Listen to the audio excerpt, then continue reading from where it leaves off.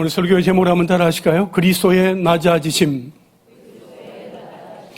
오늘은 종려주일입니다. 예수님께서 공생의 사역을 다 마치고 이제 마지막으로 십자가를 지시고자 어린 나귀를 타고 예루살렘에 입성하실 때에 수많은 무리들이 겉옷을 벗어서 땅에 펼치며 종려나무 가지를 흔들며 예수님의 일행을 환영했던 그날을 기념하는 주일입니다. 여러분, 예수님은 왜 이 땅에 오셨습니까? 사람들이 이구동성으로 또는 기계적으로 대답을 합니다. 우리를 구원하시려고 오셨습니다. 우리 죄를 위해 십자가에서 죽으심으로 우리를 살리려고 오셨습니다. 라고 말입니다. 대답은 그렇게 합니다만 우리는 얼마나 예수님의 고난을 깊이 묵상하고 그 의미를 되새기며 살아가고 있습니까? 수많은 무리가 예수님의 능력을 좇아 예수님을 따랐지만 예수님이 십자가에 달려 돌아가실 때에는 가장 가까이에 있던 제자들조차도 다 도망가 버리고 말았습니다. 예수님은 모두에게 철저하게 버림을 받으셨습니다. 왜 예수님이 세상이 원하는 방식으로 세상의 영광을 좇지 않고 십자가의 길을 가셨을까요? 우리는 예수 그리스도를 믿음으로 말미암아 구원을 받았습니다. 하나님이 세우신 구원 계획 속에서 예수 그리스도의 희생을 통하여 그저 받은 특별한 은혜입니다. 우리가 그 은혜를 쉽게 그리고 아무것도 아닌 것으로 여기기에는 예수님이 우리에게 보여주신 희생과 사랑이 너무나 크고 그 어떤 것으로도 갚을 길이 없습니다. 그런데 요즘 예수님을 마음 깊이 묵상하며 구원의 기쁨과 감격을 가지고 살아가는 성도를 찾기가 어떻습니까? 우리는 어떻습니까? 예수님과 나 사이의 관계는 어떻습니까? 예수님으로 인한 구원의 기쁨과 감격 속에 살아가고 있습니까? 예수 나를 위하여 십자가를 질 때 세상 죄를 지시고 고초당하셨네. 예수님 나의 죄에 위하여 보배 피를 흘리니 나의 죄인 받으소서. 이 찬송을 부를 때에 우리의 마음속에 주님의 그 십자가 희생, 그 십자가 그 피로 말미암아 내가 살게 되었다는 그 구원의 기쁨과 감격과 감동이 내 속에서 꿈틀거리고 있습니까? 아무쪼록 고난 주간을 맞이하여 나를 위해 십자가에 달리신 예수님의 고난을 깊이 묵상하며 예수 그리스도의 십자가 희생을 당연한 것으로 여기지 아니하고 예수 그리스도를 믿음으로 말미암아 받은 구원을 귀하게 여길 수 있게 되기를 바랍니다. 여러분, 하나님의 사랑이 얼마나 크시냐 묻는다면 죽기까지 사랑하셨다, 그 한마디로 끝나는 것입니다. 죽기까지 사랑하셨다. 로마서 5장 8절에 보면 우리가 아직 죄인 되었을 때에 그리스도께서 우리를 위하여 죽으심으로 하나님께서 우리에게 대한 자기의 사랑을 확증하셨느니라 말씀하고 있습니다. 우리가 아직 죄인 되었을 때에 죄를 알지도 못하신 예수님이 우리를 위하여 대신 죽으신 그 비참함과 절망은 사람이 가히 상상할 수 없을 만큼 엄청난 것입니다. 도무지 이해할 수 없는 것입니다. 사실 다른 종교들의 신은 절대로 그렇게 하지 않습니다. 신들은 신끼리 놀고 인간은 인간의 세계에서 올망졸망 살아갑니다. 신이 인간을 위해 죽는다? 그런 경우는 잘 없습니다. 있더라도 그것은 욕심이거나 불륜이거나 결말이 좋지 않습니다. 그래서 다른 종류의 종교는 주로 인간이 자신의 한계를 뛰어넘어 신에게 가까이 간다든지 신처럼 되는 방식으로 그 차이를 극복해 보려고 합니다. 온갖 고행을 통하여 인간의 한계를 넘어보려고 노력합니다. 극한까지 가보는 것입니다. 그러나 성경이 말하는 방식은 사랑입니다. 무한한 신이신 하나님이 유한한 존재인 우리에게 찾아오셨다는 것입니다. 그것을 우리는 은혜라고 말합니다. 받을 자격이 전혀 없는 자에게 거저 주시는 하나님의 호의입니다. 그런데 여러분, 전능하신 하나님이 굳이 사람으로 오시지 않고도 그냥 하나님으로서도 충분히 우리를 사랑하실 수 있지 않을까요? 하나님이 우리를 사랑하셔서 인간이 되셨다. 하나님이 우리를 살리려고 사람의 몸을 입고 이 땅에 오셨다. 이 설명이 어색하게 느껴지는 사람도 있을 것입니다. 우리를 구속하시는데 하나님이 괜히 너무 복잡한 과정을 거치시는 것이 아닌가 하고 말입니다. 굳이 사람이 되지 않고도 그냥 하나님으로 쭉 계시면서 우리를 사랑하신다 하는 확신만 보여주면 되는 거 아닙니까? 대답은 no, 아니다 하는 것입니다. 만약 그렇게 했다면 그 사랑은 완전하지 않습니다. 하나님의 사랑이 완전하지 못하다 하는 뜻이 아니라 연약하고 죄 많은 우리 사람 편에서 하나님의 사랑을 믿지 못한다는 것입니다. 그래서 하나님은 그 사랑을 전달하시기 위해 사람의 몸을 입고 이 땅에 오신 것입니다. 첫째로 한번 따라 하실까요? 그리스도의 낮아지심. 그리스도의 낮아지심, 그리스도의 비하라고도 말합니다. 웨스트민스터 소요리 문답 제27문에는 이렇게 질문을 하고 답합니다. 그리스도의 낮아지심이 어떠한가요? 이 질문에 대한 답을 우리 함께 읽겠습니다. 시작. 그리스도의 낮아지심은 곧 사람을 태어나 비천한 환경에서 자라며 율법에 복종하고 세상의 온갖 고통과 하나님의 진노와 십자가에서 저주의 죽음을 당하고 무덤에 묻히며 잠시 동안 죽음의 세력 아래에 계신 것입니다. 아멘. 여러분, 예수 그리스도의 낮아지심, 예수 그리스도의 비하를 우리가 5단계로 요약 정리할 수 있습니다. 먼저 1단계는 성육신입니다. 무한하신 하나님이 유한한 사람의 몸을 입고 이 땅에 오신 그 자체가 낮아지심입니다. 2단계는 율법에 복종하심입니다. 율법의 주인이신데 율법 아래 복종해야 되는 고난을 당하셨습니다. 3단계는 순환과 십자가를 지심입니다. 온갖 수치와 고난을 다, 고통을 다 당하시고 십자가를 지셨습니다. 4단계는 십자가에서 죽으심입니다. 그리스도의 낮아지심의 극치로서 십자가에서 물과 피를 다 쏟으시고 죽으셨습니다. 마지막 5단계는 무덤에 장사되심입니다. 돌무덤에 장사되시고 3일 동안 죽음의 권세 아래에 계셨습니다. 이처럼 완전하신 하나님이 사람의 몸을 입고 오셔서 비참하게 죽어 무덤에까지 내려가시게 되었습니다. 이것이 바로 그리스도의 비하, 그리스도의 낮아지심입니다. 우리가 오늘 읽은 마태복음 27장은 그리스도의 낮아지심을 잘 보여주고 있습니다. 예수님은 아무 죄가 없으시지만 결국 빌라도의 법정에 서시게 되었습니다. 예수님을 고발한 이들은 누구입니까? 그들은 바로 유대인이었고 구약을 가장 잘 알고 율법을 잘 외우며 준수한다고 주장하는 종교 지도자들이었습니다. 그렇게 고발당하신 예수님은 이 땅에서 높아지는 삶이 아니라 오히려 낮아지는 삶을 사셨습니다. 예수님의 십자가의 고난은 버림받는 고통이었습니다. 예수님은 먼저 하나님의 선민이라고 자부하는 종교 지도자에게 버림을 받으셨습니다. 그들로부터 고발을 당하고 빌라도가 묻는 말에 예수님은 어떻게 하십니까? 마태복음 27장 12절 말씀에 대제사장들과 장로들에게 고발을 당하되 아무 대답도 아니하시는지라 했습니다. 또 본문 14절에 보면 한마디도 대답하지 아니하시니 했습니다.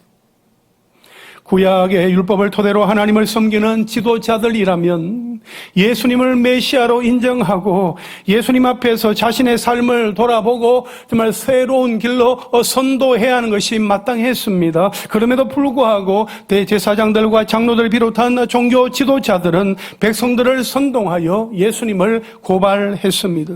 그 모든 사실을 알고 계셨던 예수님은 끝까지 침묵하셨습니다.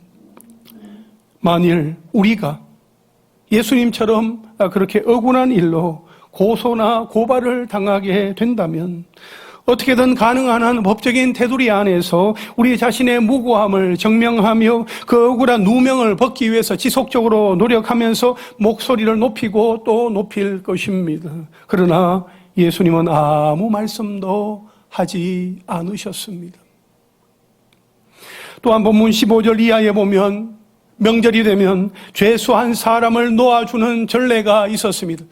6월절 명절이 되다 보니까 그 전례를 따르고자 한 것이었지요. 그런데 이것은 유대인들이 갖고 있었던 전례가 아니라 로마인들이 비정보민들을 다스리기 위해서 갖고 있던 하나의 통치 수단이었습니다.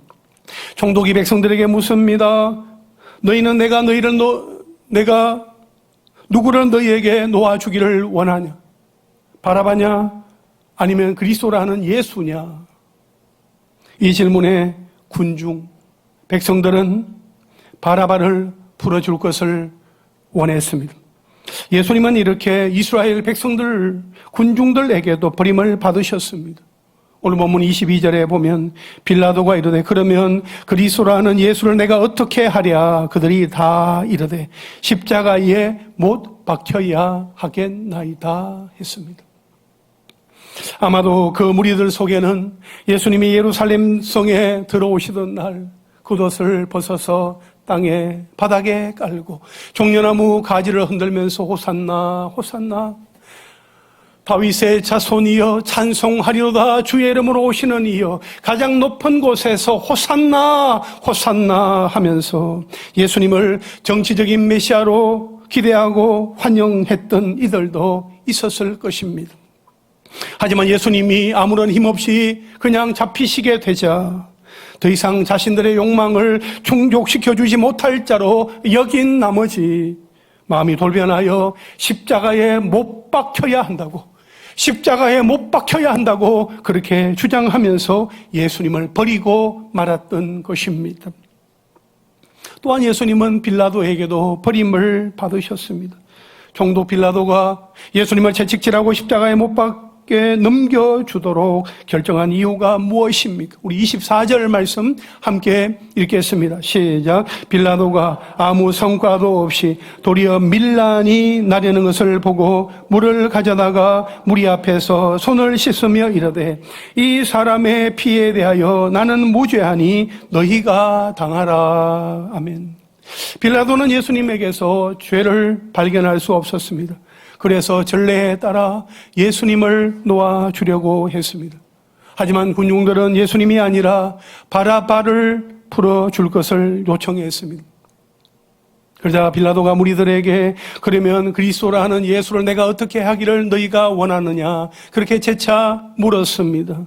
그러자 무리들은 예수님을 십자가에 못 박을 것을 요구했습니다. 이때 빌라도는 예수님이 죄가 없다 하는 그 사실을 잘 알고 있었지만 밀란이 일어날까 봐 그것이 두려운 나머지 그들이 원하는 대로 예수님을 십자가에 못 박히도록 내어주게 됩니다. 그렇게 십자가에 달리시게 되는 예수님은 제자들에게도 버림을 받으셨습니다. 마태복음 26장 56절 하반절에 보면 이에 제자들이 다 예수를 버리고 어떻게 했어요? 도망하니라 말씀하고 있습니다. 예수님이 제자들에게 너희가 다 나를 버릴 것이다 말씀하실 때에도 자신만은 예외이고 나는 결코 예수님을 버리지 아니하고 끝까지 따라갈 것입니다. 그렇게 할 것처럼 자신만만했던 제자들이었으나 막상 예수님이 가룟 유다와 함께 온 무리들에게 맥없이 힘없이 잡히시게 되니까 그들은 모두 다 하나같이 예수님을 버리고 도망가 버리고 말았습니다. 그리고 마지막으로 예수님이 버림을 받으신 클라이막스는 십자가 위에서입니다. 예수님은 결국 누구에게까지 버림을 받으신 것입니까? 십자가에 못 박혀 죽으심을 통해 성부 하나님에게까지 버림을 받으신 것입니다. 오늘 우리가 읽은 마태복음 27장이죠. 46절 말씀을 우리 함께 읽겠습니다. 시작. 제9시쯤에 예수께서 크게 소리 질러 이르시되 엘리 엘리 라마 사박다니 하시니 이는 곧 나의 하나님 어찌하여 나를 버리셨나이까 하는 뜻이라. 아멘. 여러분, 예수님은 무리들에게 잡히시기 전에 겟세마네 동산 그 기도의 자리에서 땀이 땅에 떨어지는 핏방울처럼 되기까지 간절히 하나님께 기도하셨습니다. 예수님의 기도는 나의 원대로 마시옵고 아버지의 원대로 하옵소서라는 것이었습니다. 이 십자가를 지는 이 고난의 잔이 너무나 고통스러운 것 알고 이 잔이 내게서 떠나가기를 원하지만 이것이 나의 원대로 나의 뜻대로 되는 것이 아니라 하나님 아버지의 뜻대로 하나님 아버지의 원대로 되기를 원합니다 하는 그런 마음으로 예수님은 하나님 아버지 앞에 기도하셨던 것입니다. 여러분, 하나님 아버지의 뜻은 무엇입니까? 하나님의 뜻은 우리에게 하나님 자신의 그 사랑을 우리에게 확실하게 보여주는 것이었습니다. 그 방법은 오직 하나뿐이었습니다. 바로 예수 그리스도께서 우리의 죄짐을 다 지고 십자가에 달려 죽으시는 것, 그것이 바로 유일한 방법이었습니다. 이처럼 예수님은 하나님의 뜻을 이루시기 위해 하나님에게까지 버림을 받아 성경대로 죽으셨고 무덤에 장사되어 음부에까지 내려가셨다가 성경대로 다시 살아나셨습니다. 할렐루야. 고린도전서 15장 3절과 4절 말씀 우리 함께 읽겠습니다. 시작. 내가 받은 것을 먼저 너희에게 전하였노니 이는 성경대로 그리스도께서 우리 죄를 위하여 죽으시고 장사 지낸 바 되셨다가 성경대로 사흘 만에 다시 살아나사. 아멘. 여러분, 예수님은 이렇게 우리의 죄를 위하여 죽으셨습니다. 죄의 삭은 사망이기 때문에 성부 하나님은 온갖 죄를 짊어지신 예수님을 그대로 용납하실 수 없었습니다. 그래서 우리를 대신하여 예수님은 모두에게 버림을 당하시게 되셨던 것입니다. 완전하신 하나님, 전능하신 하나님, 무소부재하신 하나님이 하늘 영광보다 다 버리시고 낮고 천한 이 땅 위에 오셔서 사람의 몸을 입고 사시다가 십자가를 지고 죽으시는 자리에까지 가시게 된 것입니다. 그래서 사도 바울은 예수님을 생각하며 빌립보서 2장 5절 이하에서 이렇게 고백을 하지요. 너희 안에 이 마음을 품어라.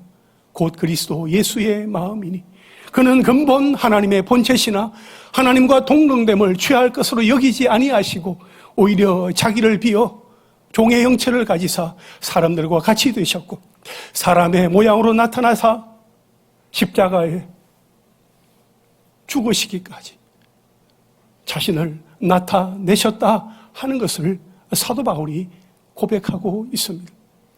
자기를 낮추시고 죽기까지 복종하셨으니 곧 십자가에 죽으십니다.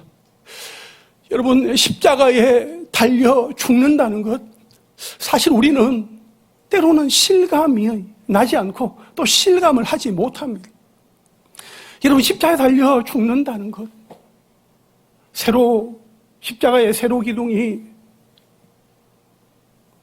골고다 언덕 위에 고정되어 있고 예수님은 그 지고 가신 그 십자가 기둥을 팔 벌린 상태에서 못질을 당하고 그 예수님의 몸이 끌어올려지지 않았겠습니까? 그 십자가에 달리신 예수님, 십자가에 죽으심이라 그렇게 비참하게까지 예수님께서 달려 죽으셔야 했는가? 사실 그 모습을 우리는 상상 잘 못합니다. 패션 오브 크라이스트라는 그리스도의 순환이라는 그 영화를 볼 때에 제가 처음에는 그 영화를 봤지만은 그 이후로는 그 장면을 두 눈 뜨고 볼 수가 없어요. 너무너무 비참하고 너무 잔혹하고 무서우니까, 끔찍하니까, 야, 저렇게까지 예수님이 십자가에 달려 죽으셔야 했는가? 라는 것을 생각할 때에 자기를 낮추시고 죽기까지 복종하셨으니 십자가의 그 죽으심이라. 그 죽으심은 나의 죄 때문이고 나를 위하여 예수님이 그렇게 죽으셨구나. 예수님은 이렇게 죽으시려고 정말 하늘에서 여기까지 이렇게 낮아지셨고 정말 무덤까지 음부에까지 내려가셨구나 하는 것을 생각할 때에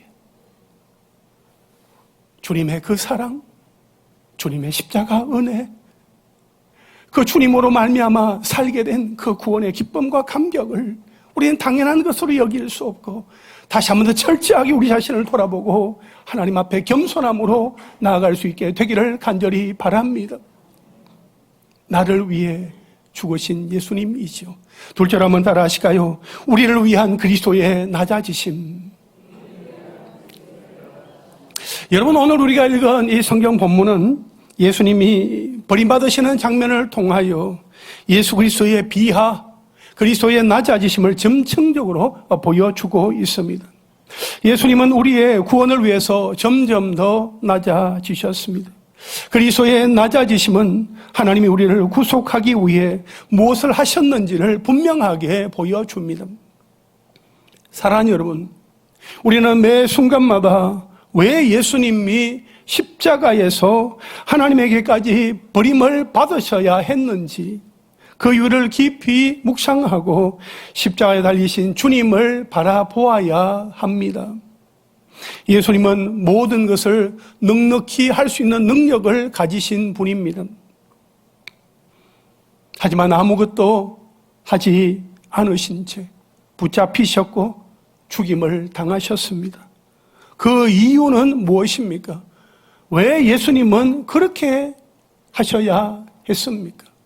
좀 능력을 발휘하셔서 그 십자가를 물리치시고 그 원수들을 향하여서 진노하시고 또 벌도 내리시고 그렇게 하나님이신 예수님께서 그 능력을 나타내실 수도 있으셨는데 왜 그렇게 하지 않으신 것입니까?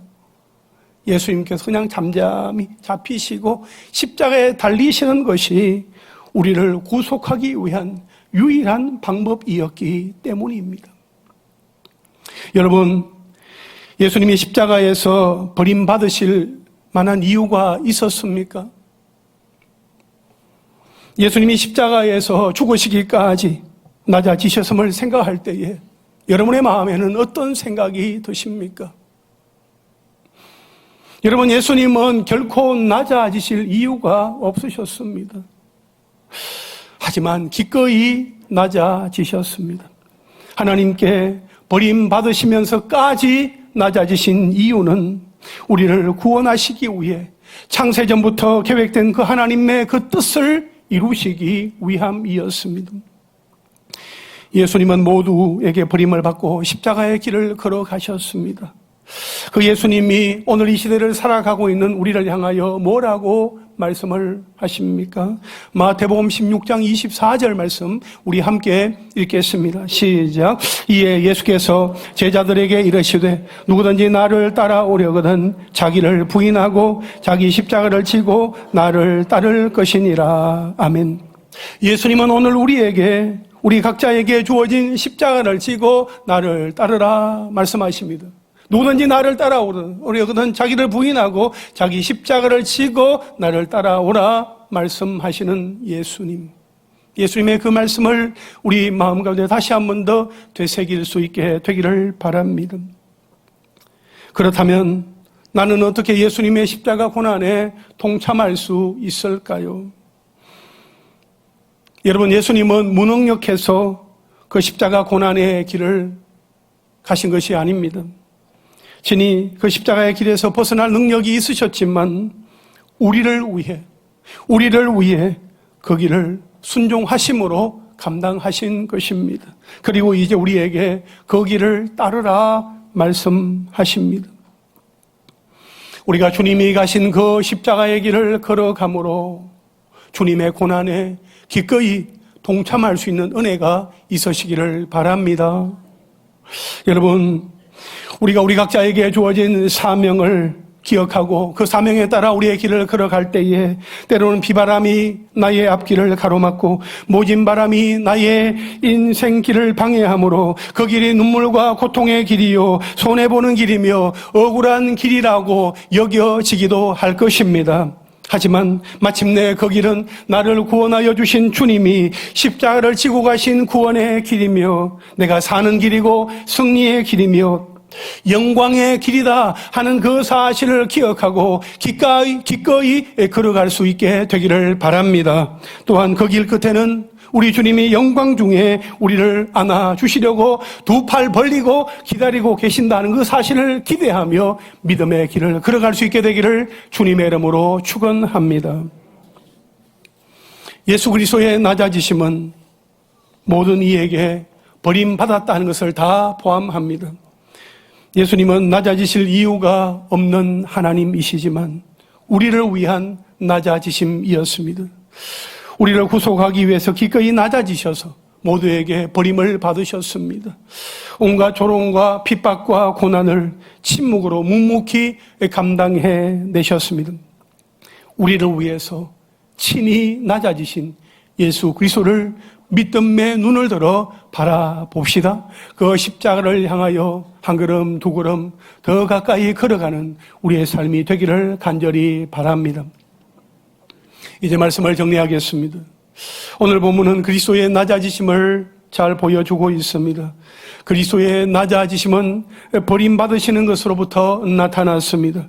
율법을 잘 알고 준수한다는 종교 지도자로부터 버림을 받으시고 빌라도에게 버림을 받으셨습니다. 무리들에게 버림을 받으시고 심지어 사랑하는 제자들에게도 버림을 받으셨습니다. 그리고 마침내 하나님께도 버림을 받으시며 일시적으로 하나님과의 단절이라는 고통을 감내하셔야만 했습니다. 하지만 이 모든 것, 그리스도의 낮아지심은 하나님의 작정 속에 이루어진 구원의 역사입니다. 성육신하시고 율법에 복종하시며 온갖 고통을 당하시고 십자가를 지셨다가 십자가에서 마침내 죽으시고 무덤에 장사 지낸 바 되셨다가 음부에까지 내려가셨습니다. 음부에까지 내려가신 예수 그리스도를 하나님께서 사흘 만에 다시 살리셨습니다. 할렐루야. 우리는 다음 주일날 부활의 아침을 맞이하게 될 것입니다. 사랑하는 성도 여러분, 예수님이 이 땅에 왜 오신 것입니까? 나로 하여금 성공하게 하려고, 건강하게 하려고, 부자 되게 하려고 오신 것입니까? 혹시 예수님을 내 삶의 문제 해결사 정도로 해결하고 있지는 않습니까? 아무쪼록 예수님이 내 눈앞에 있는 내 삶의 문제만 해결해 주시는 정도로 끝나는 것이 아니라 내 삶의 모든 영역에서 도우시며 진정한 주인이 되시는 예수님을 온전히 믿고 살아가는 은혜가 있으시기를 간절히 바랍니다. 특별히 이번 한 주간 특별 새벽 기도회를 맞이하여서 십자가의 주님을 바라보며 더 깊은 은혜 속에 거하시기를 주님의 이름으로 축원합니다.